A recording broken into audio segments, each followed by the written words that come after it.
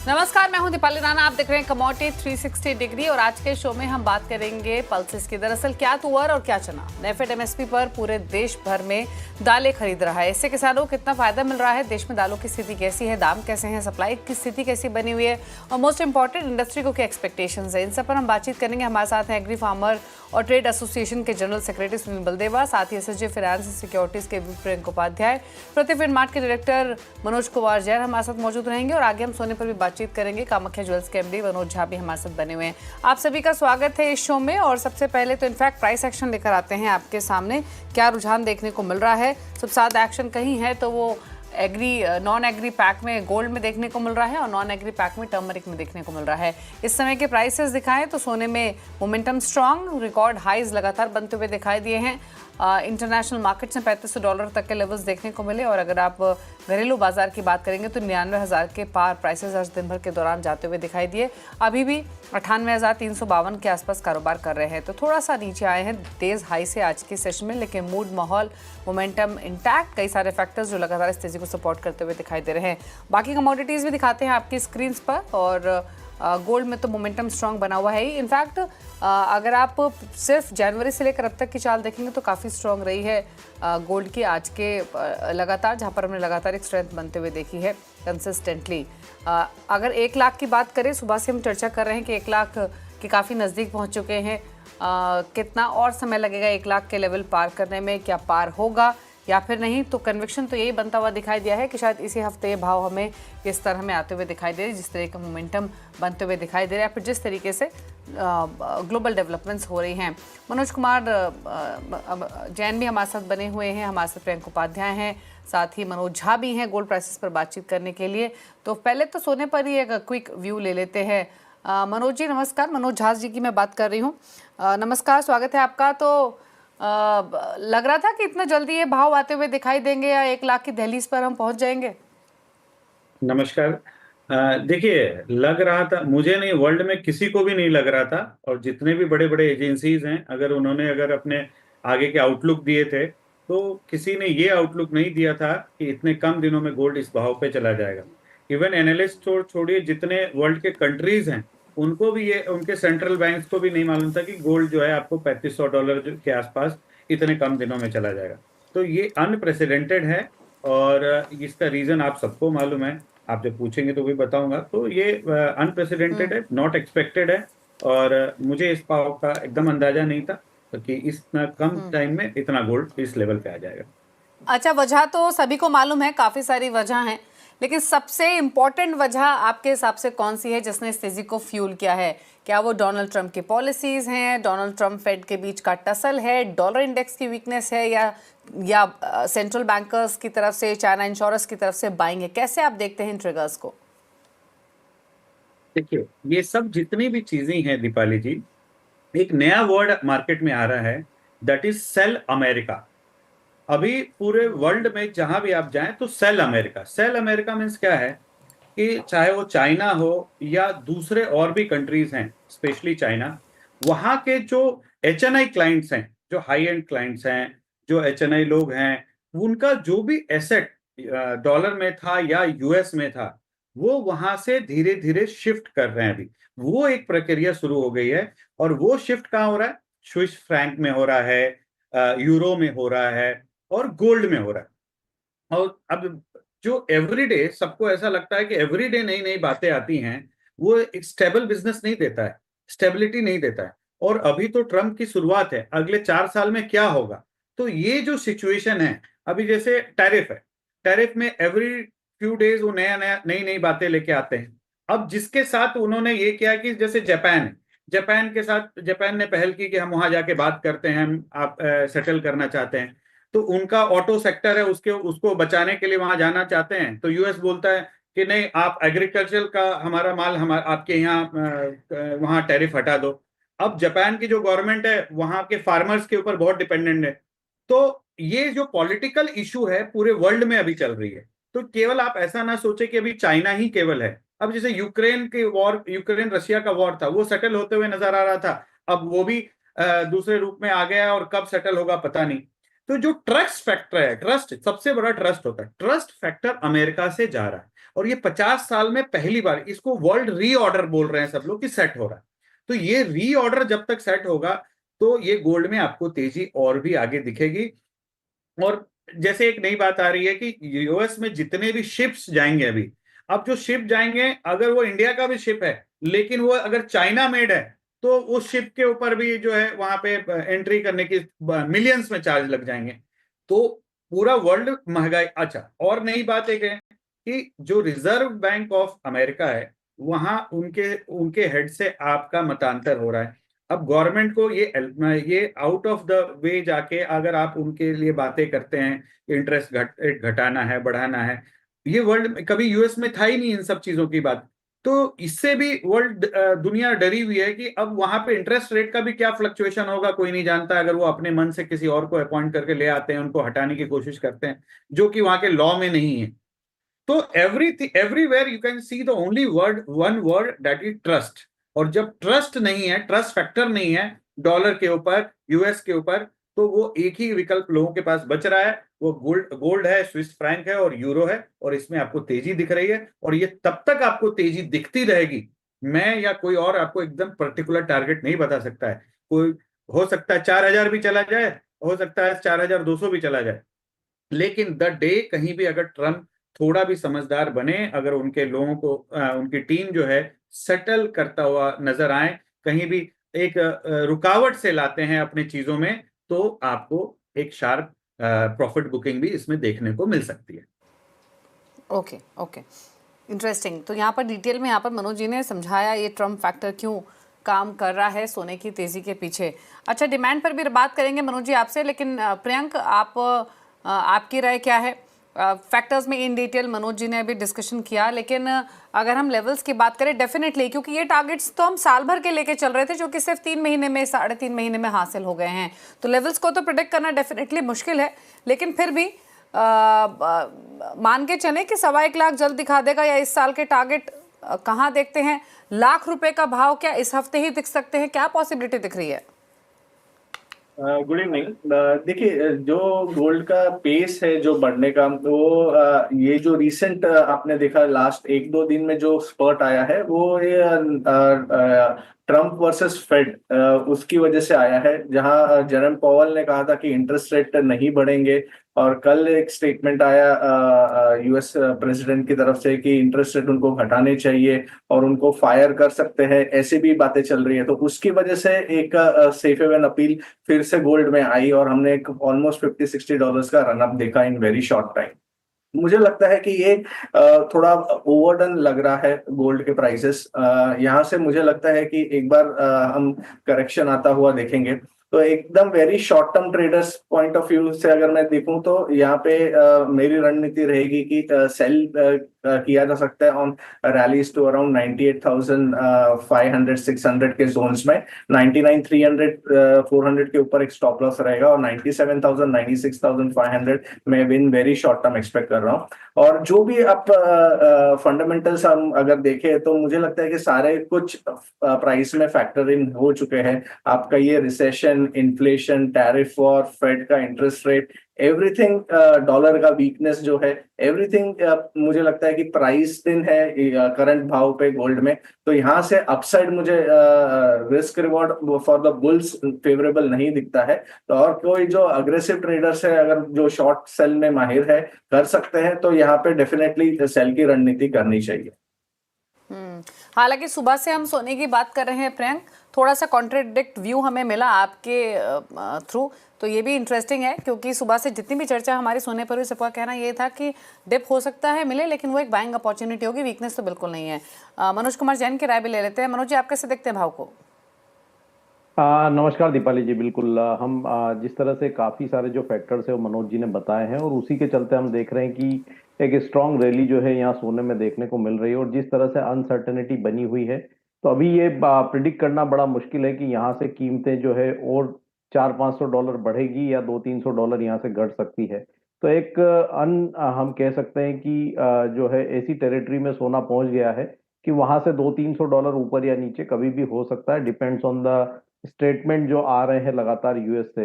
तो उसको देखते हुए ऐसी अनसर्टेनिटी में हम देख रहे हैं कि कंटिन्यूस यहाँ पे $100 की मूवमेंट हो रही है।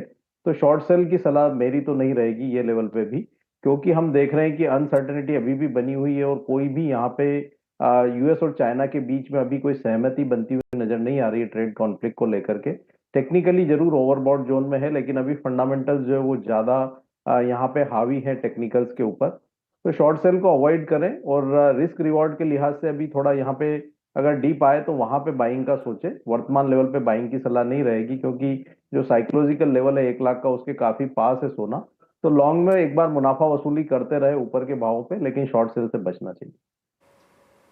ओके अच्छा, डिमांड को लेकर क्या राय है? अब मान के चले यहाँ से मांग सुधरती हुई दिखाई देगी, क्योंकि लगातार स्ट्रेंथ बनी हुई है। जो रुके हुए थे कब तक होल्ड करेंगे, जो जरूरी बाइंग है? कैसे दिख रहे हैं डिमांड ट्रेंड्स अब अक्षय तृतीया वेडिंग इस पर्सपेक्टिव से? मुझसे सवाल? जी मनोज झा जी, आपसे सवाल है। अच्छा सॉरी, मैं समझा ही नहीं मेरे लिए। देखिए दीपाली जी, ये बहुत इंपॉर्टेंट चीज है समझने का। सब लोग, बहुत सारे लोग अभी मेरे को फोन करते हैं, बताते हैं कि यार गोल्ड का डिमांड नहीं है, अभी ज्वेलर्स के यहाँ लोग नहीं है। उसका क्या रीजन है? रीजन ये नहीं है कि सोना लाख रुपए ये का भाव हो गया। रीजन ये है कि स्टेबल नहीं है। अगर यही लाख रुपए का भाव अगला 15 दिन 20 दिन स्टेबल हो जाएगा, तो आप देखिएगा इस भाव में भी और ज्यादा मजबूती से डिमांड आएगी, क्योंकि लोगों का विश्वास और ज्यादा जग जाता है कि भाई गोल्ड हमको अच्छा रिटर्न दे रहा है। लेकिन जब ये भाव चढ़ते रहता है या भाव उतरते रहता है, तब जो रिटेल कस्टमर होता है वो काफी कंफ्यूज होता है। अभी बढ़ रहा है तो बहुत लोगों को लगता है अरे यार इतना बढ़ गया, घटेगा ही, इतना थोड़ी ना डबल हो जाता है, 1.5 गुना हो जाता है। हर हर इंसान ये सोचता है एक बार प्रॉफिट बुकिंग आएगी तब खरीदेंगे। या जब घटने लगता है तब भी लोग सोचते हैं यार अभी तो और घटेगा, अभी और घटेगा। तो ज्वेलरी की डिमांड अभी रुकी हुई है। उसका एक ही रीजन है कि बहुत वॉलेटिलिटी है प्राइस में। जिस दिन ये प्राइस अगर सेट हो गया, लाख रुपया हो गया, तो मैं आपको बता रहा हूं अगर ये स्टेबल रहा तो 60,000 में ग्राहकी थी उससे ज्यादा ग्राहकी आ जाएगी, क्योंकि बाकी जितने भी एसेट क्लास है किसी ने इतना रिटर्न नहीं दिया जितना गोल्ड ने दिया है। लेकिन अगर यहां से गिरता भी है, गिरते हुए भाव में भी नहीं, जिस दिन स्टेबिलिटी आएगी आपको अच्छी। अब ये अक्षय तृतीया सामने है, बहुत ही ऑस्पिशियस डे है। पूरे इंडिया से हर इंसान करेंगे, मतलब जो गोल्ड लविंग लोग हैं वो ज्वेलरी खरीदते ही खरीदते हैं, चाहे गोल्ड हो या डायमंड हो या बुलियन के रूप में हो, क्योंकि उनको ऐसा लगता है कि ये आता है तो समृद्धि आती है, हर साल हमने खरीदा है। लेकिन जो वजन है, अगर किसी ने 10 ग्राम खरीदा होगा पिछली बार, तो मुझे ऐसा लगता है इस बार वो 8 ग्राम खरीदेगा, 9 ग्राम खरीदेगा, 7 ग्राम खरीदेगा, क्योंकि वो बजट पॉकेट फैक्टर जो है एकाएक लोगों का 1.5 गुना नहीं हो गया है। वो कमाई तो एक लिमिट, इन्फ्लेशन एक लिमिट से बढ़ती है, कमाई लोगों की एक लिमिट से बढ़ती है। तो इसके लिए इस बार मेरे को वेट के टर्म्स में थोड़ा अक्षय तृतीया में कम लगता है। अगर पिछले बार 1 किलो माल बिका है तो इस बार 800 ग्राम 700 ग्राम तक आपको दिखेगा। लेकिन वॉल्यूम वाइज तो मुझे कम ही नहीं दिखेगी, क्योंकि सोना ऑलरेडी 1.5 गुना हो चुका है। चलिए, शुक्रिया मनोज जी आने के लिए, मनोज झा जी आने के लिए। मनोज कुमार जैन आप बने रहिए और थैंक यू प्राइसेस पर, डिमांड ट्रेंड्स पर, सभी पर कमेंट करने के लिए। Thank you so much. तो इंटरेस्टिंग है, देखना होगा। सोने का भाव लाख रुपए तक तो पहुंच ही चुका है। इनफैक्ट मौजूदा भाव के साथ अगर आप मेकिंग चार्जेस भी जोड़ेंगे तो लाख रुपए के ऊपर ही प्राइसेस हैं 1 तोले सोने के। तो मोमेंटम तो स्ट्रांग है ही, लेकिन हाँ, जैसे हमारे तमाम एक्सपर्ट्स ने कहा कि ग्लोबल डेवलपमेंट्स को क्लोजली ट्रैक हो रही हैं। $100-200 की गिरावट भी आ सकती है, शायद वो डे पे एक मौका हो सकता है, लेकिन स्टेबिलिटी आए प्राइसेस में वो इंपॉर्टेंट है। रुक रहे हैं एक ब्रेक के लिए। ब्रेक के उस पार हम बात करेंगे पल्सेस की। सुनील बलदेवा हमारे साथ बने हुए हैं, जल्द वापस आते हैं।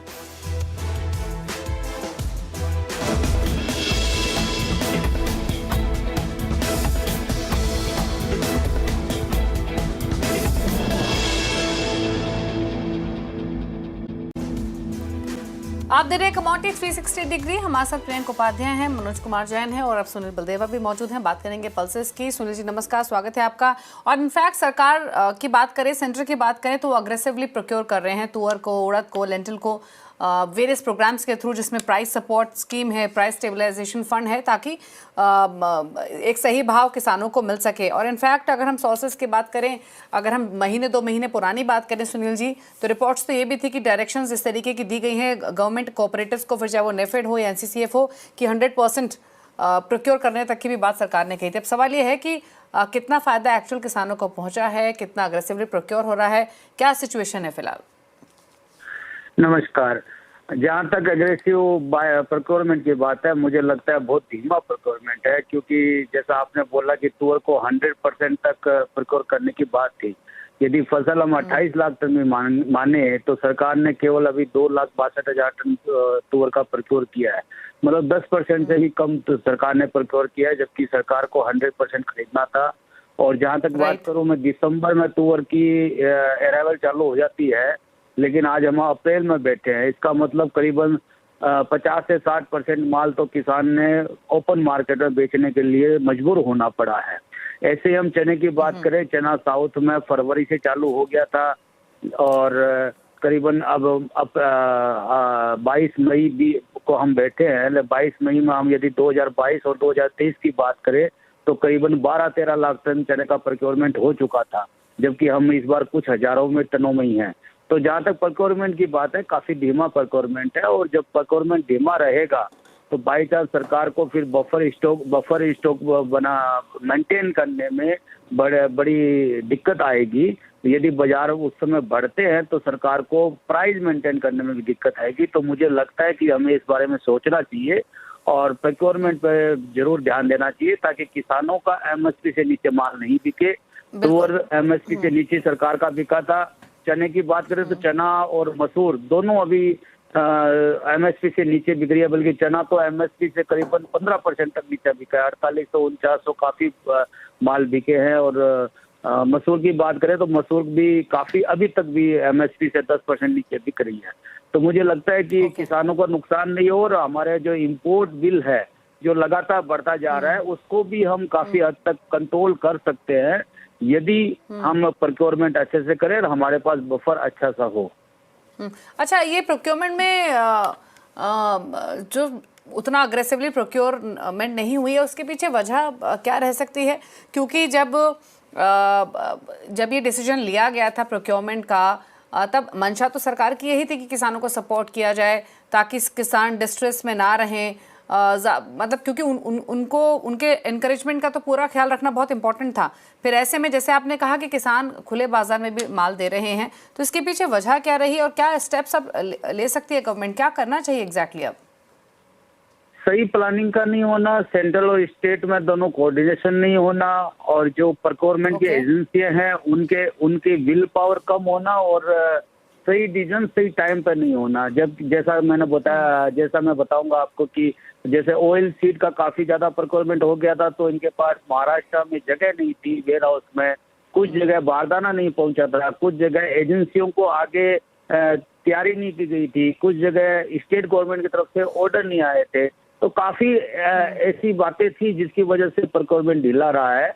मुझे लगता है कि सारे कोऑर्डिनेशन को यदि ठीक से रखते और कोऑर्डिनेशन ठीक से होता तो हम 2022-2023 में जो प्रोक्योरमेंट देखे थे वही प्रोक्योरमेंट यदि इस साल भी होता तो काफी हद तक प्राइस को मेंटेन करने में और आगे भी मेंटेन करने में हमें सहायता मिलती। ओके, अच्छा चलिए, ये तो एक मुद्दा हुआ। दूसरी तरफ अगर हम अवेलेबिलिटी देखें, सप्लाई साइड देखें, बाजार में तो किस तरीके की दिखाई दे रही है, स्पेशली तुअर की, क्योंकि सरकार ने यहाँ पर फ्री इंपोर्ट भी एक्सटेंड की थी डेडलाइन मार्च 2026 तक। किस तरीके के सप्लाईज फिलहाल दिखाई दे रहे हैं अगर तमाम दालों की बात करें? जैसा मैंने बताया, तुअर जो है करीबन 10% नीचे बिक रही है, 7,000 के आसपास मंडिया बिक रही है, जबकि 7,700 के हमारी एमएसपी है। और जहां तक अफ्रीका देशों की बात करें तो लगातार अफ्रीका देशों में इंटरनेशनल मार्केट टूटता जा रहा है। अफ्रीका के हर देश में हम बात करें तो सप्लाई भी बढ़ती जा रही है, क्योंकि वो वेट कर रहे थे शायद इंडिया ऊपर भाव में बायर आएगा, लेकिन इंडिया से क्योंकि बाइंग नहीं जा रही है तो वहां पे भाव टूट रहे हैं, और हमारे को जो इंपोर्ट की पड़ता है वो भी नीचे आती जा रही है। हमारे किसानों का माल जो है वो भी नीचे बिक रहा था और शायद आगे आने वाले दिनों में भी बिकेगा, क्योंकि तुअर के बाद हमारी अब बर्मा की फसल भी जो है वो अप्रैल में चालू हो जाती है, तो बर्मा से भी माल आएगा। उसके बाद हम उड़द की बात करें तो उड़द बर्मा से आएगा, और ब्राजील से इस बार अच्छा उड़द आने की संभावना है। तो मुझे लगता है उड़द मूंग हमारे बंद है, क्योंकि मूंग हमारे ऑलरेडी काफी स्टॉक गवर्नमेंट के पास भी है। मसूर का भी एक बड़ा स्टॉक गवर्नमेंट के पास है, नई फसल भी मसूर की अच्छी है और मसूर एमएसपी से काफी नीचे बिक रही है। चना एमएसपी से पहले 10-12% नीचे बिक रहा था, अब करीबन 5% नीचे बिक रहा है। और मटर का इंपोर्ट चूंकि हमारे पास आवश्यकता से ज्यादा हो गया था, इसलिए मटर भी हमारे यहाँ काफी नीचे बिक रही है, और ओके मटर के चलते चना और तुअर भी प्रेशर में है। तो मुझे लगता है कि इंपोर्ट बिल आवश्यकता से ज्यादा हमारा इसलिए बढ़ा कि कुछ चीजों की हमें इंपोर्ट की जरूरत नहीं थी, हम उसको बंद कर सकते थे। जैसा अभी यदि मैं मूंगफली की बात करूं तो पिछले कई सालों में मूंगफली सबसे नीचे बिक रही है, हमारे यहाँ सोयाबीन बहुत नीचे बिक रहा है। तो मुझे लगता है कि सस्ता इंपोर्ट बंद करने से हम उसमें इंपोर्ट बिल की लागत को भी जो 27 बिलियन हो गया है इस बार बढ़ के, उसको हम कंट्रोल कर सकते थे और पिछले साल के लगभग बराबर रख सकते थे।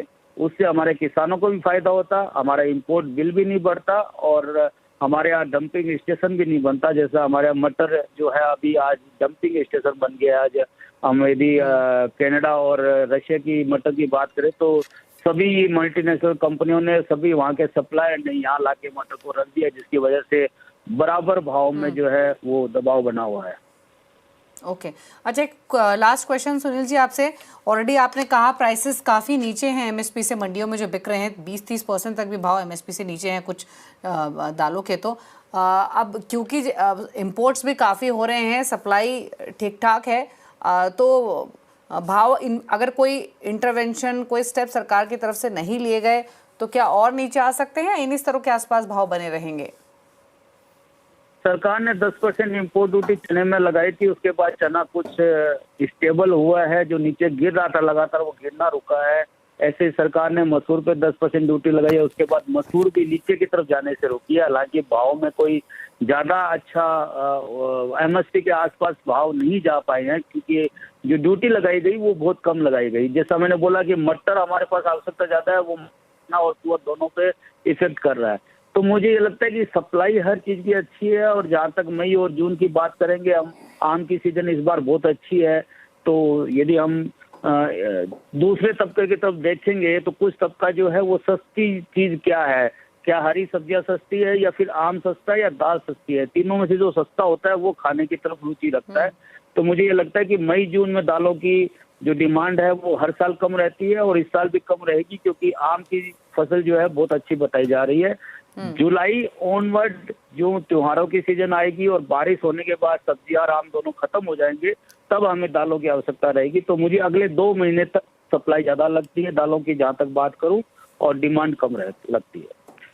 ओके, शुक्रिया सुनील जी आपका आने के लिए शो में और हर पर्सपेक्टिव से अपनी राय शेयर करने के लिए। Thank you so much. चलिए आगे बढ़ेंगे और हमारे साथ मनोज कुमार जैन, प्रियंक उपाध्याय बने हुए, लेते हैं हम ट्रेड्स। प्रियंक बताइए पहले तो आपके ट्रेडिंग कॉल्स। जी, हमारी पिक गोल्ड पे रहेगी। गोल्ड पे very short term point of view risky traders के लिए शॉर्ट सेल की सलाह रहेगी अराउंड 98,700-800 के जोन्स पे। स्टॉप लॉस 99,300 के ऊपर रहेगा और टारगेट्स 97,200 के रहेंगे। और दूसरी पिक हमारी क्रूड में रहेगी, 5350 के आसपास बाई किया जा सकता है, 5200 स्टॉप लॉस रहेगा और 5550, 5600 टारगेट्स रहेंगे। ओके मनोज जी आपकी ट्रेडिंग स्ट्रैटेजीज? दीपाली जी, यहाँ पे सिल्वर में बाय की सलाह रहेगी 94,800 के स्तर पे। स्टॉप लॉस जो रखना है वो 94,200 का रखना है। लक्ष्य यहाँ पे 96,000 तक के रखे जा सकते हैं।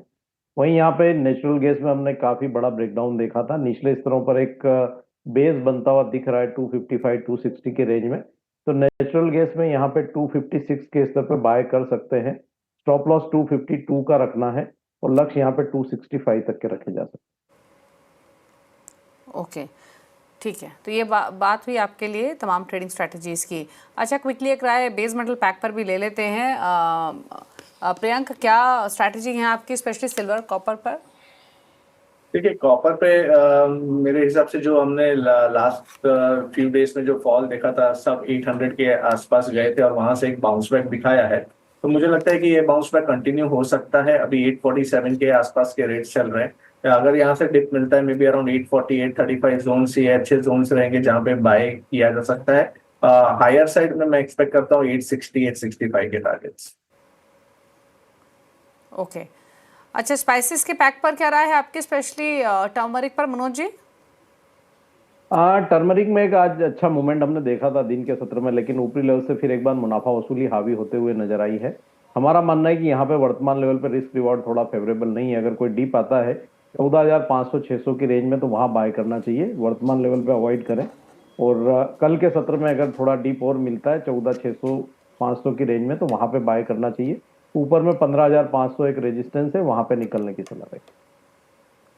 ओके, चलिए, तो ये रही स्ट्रैटेजीज आपके लिए टर्मरिक पर 15,000 के मौजूदा लेवल्स देखने को मिल रहे हैं। चलिए, शुक्रिया प्रियंका और मनोज जी, आप दोनों का ही आने के लिए शो में और सभी क्वेरीज को सभी कमोडिटीज़ पर अपनी राय रखने के लिए, प्राइस व्यूज़ देने के लिए। इसी के साथ एक ब्रेक, उस पर आवाज समाचार। नमस्कार।